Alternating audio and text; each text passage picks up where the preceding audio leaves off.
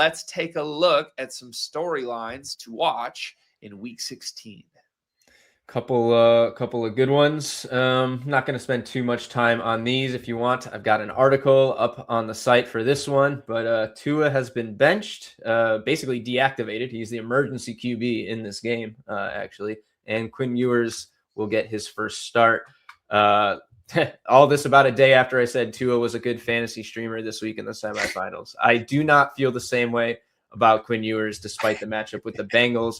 However, it's about as good of a landing spot as you can get for a quarterback making their first start with, a lot of eyes on you, a lot of narrative around this. You're getting basically the worst defense in the NFL. I'd say our projections kind of look at a conservative game for Ewers. He's projected for 18.3 completions, 200.2 passing yards, 9.9 rushing yards, 9.7% chance to throw an anytime touchdown. Did have him at about 74% for under 1.5 passing touchdowns. I think it's going to be a big Devin A-Chain feature here. Not exactly a hot take. He's projected for 78 rushing yards, 31 receiving yards on 4 receptions. A lot of work in the passing game for him. Maybe even more so here is a little safety net dump off for Quinn Ewers. Highest TD probability on the team, 54%. I might actually be the highest in this game. Oh, no, I think that's Chase Brown. But Jalen Waddle, top receiving option, obviously, 4.3 catches, 60.4 receiving yards. Darren Waller probably taking a hit from the production he saw with Tua. Just going to say the lack of familiarity with Ewers at all is going to hurt here. 3 receptions and 31.5 yards. Malik Washington rounding out the top 3. Receivers, tight ends, 3 receptions, 26.9 yards. Don't think you're going to see a crazy game for Ewers or anything, but if you got Jalen Waddle, I think you're fine playing him in fantasy. I think you're fine to bet on him. Devin A-Chain is definitely the big beneficiary here. I've got an angle on him I'm saving for the end of the show, but I think we'll see him get, obviously, the most work just as they look to support their rookie with their best player in a unfamiliar but capable spot. Yeah, I'm excited to see the A-Chain play. I think it's going to be a huge week for him. Totally agree. Matchup-wise, like you'd love to believe in Quinn Ewers.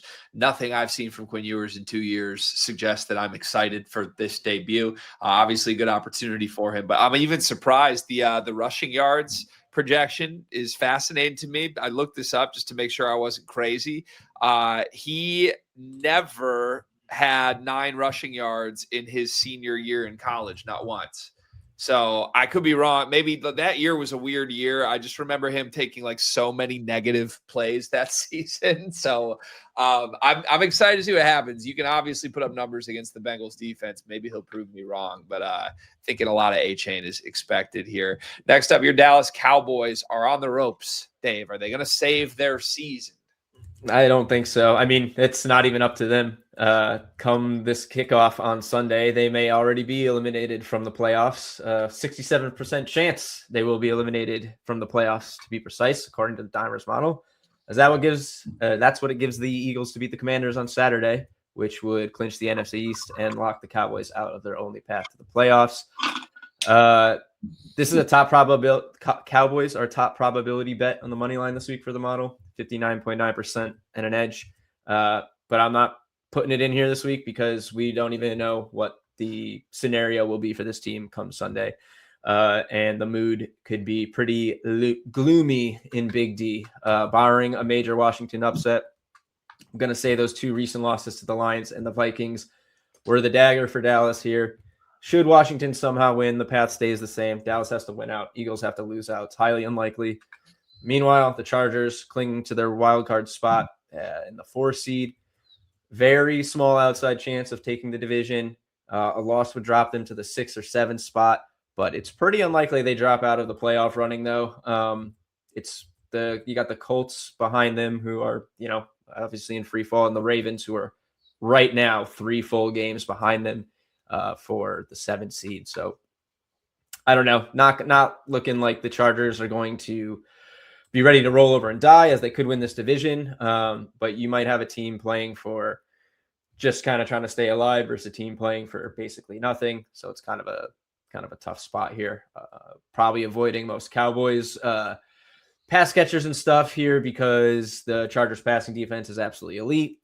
got under a 40% probability for CD and Pickens to score. 68-yard projection for Pickens is the lowest we've seen in a while, coming off a couple down games where, the media is having a field day with it. I think it's probably being overblown just given his past, the perception of him as a player, but not a spot to get excited about anyway, given the Chargers defense.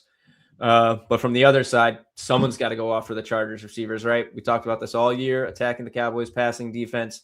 Quentin Johnston's questionable, was limited yesterday. Not sure what his practice status is today on Thursday. Keenan Allen, under 50 yards in 7 of his past 8 games. Not a big play guy. Ladd McConkey plummeting in the past 4 weeks, 84 total yards on 10 catches in these games. Dealing with the Justin Herbert hand injury, that weird Jaguars blowout.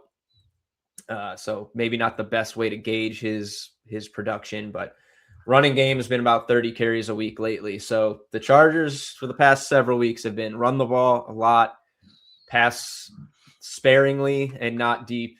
They haven't had Quentin Johnston as the deep threat, and it's resulted in pretty mediocre games for the receiving corps. This is about as good of a get-right spot as you get. So there's 2 real angles for me in this one. Might change a little bit if Quentin Johnston plays, but it's Ladd McConkey. Squeaky wheels getting the grease. He's racking up the yards today. This weekend. His 50.6 yard projections are top for a Chargers wide receiver in this game. So he's obviously got room to climb the ladder. We've seen it. The Cowboys defense constantly giving up these huge games, incapable of tackling, blowing coverage all the time. The other one is one that we don't have lines for right now, and one I'll come back to again later in the show. But Omarion Hampton receiving, we might get a little discount on him here. He's only got 3 targets since returning, but before his injury, after the first couple of games when they decided to really let him run with it, 7, 5, and 6 targets in 3 consecutive games. Racked up the yards, caught almost all of those. He's exploited this spot. We exploited this spot with Aaron Jones last week, and I think we should go for it again. Unless his line is something like 25.5, I think you're a really good entry-level ladder. We've got him projected at 14.9 yards. So if you can get, close to even money or like a standard line around 15, I think it's worth playing a couple ticks of the ladder for him. Yeah, this is basically choose your Charger, I think. It's almost one of those times where you're benefiting off the fact that all these guys have had quiet weeks leading up to this. Like, these lines are lower than they would have been a month ago for McConkey, especially Quentin Johnston with injury question, Hampton coming off the injury and being less involved than he was at the beginning of the season. Somebody's going to have a huge game. It happens every week against Dallas. You don't know who it's going to be always, but it is always somebody. And if you can pinpoint the exact player, then you can definitely profit. I would think about McConkey. I think that's where I'm at as we go through this. And I think you're going to have more on Ladd McConkey maybe later in the show in a different segment.